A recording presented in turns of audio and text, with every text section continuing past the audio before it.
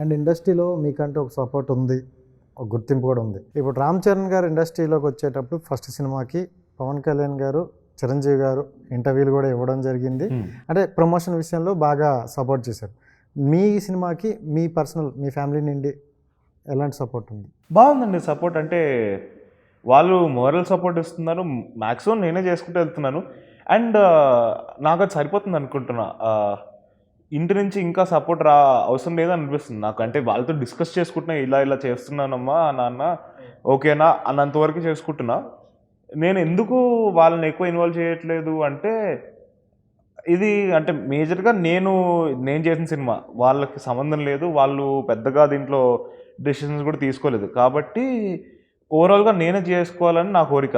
ఇప్పుడు ఇంటర్వ్యూ కానీ ఇప్పుడు కావాలంటే మా అమ్మ వచ్చి కూర్చోవచ్చు, కానీ నేనే వద్దంటాను. ఎందుకంటే ఇది నేను చేశాను, రవికాంత్, నేను, మానస, ఇంకా మిగతా వాళ్ళందరూ కలిసి చేసిన ప్రాజెక్ట్, వాళ్ళకి సంబంధం లేదు ఇది. సో డెఫినెట్గా అది నేనే దాన్ని కొంచెం నడిపించుకుంటూ వెళ్ళాలని నా కోరిక.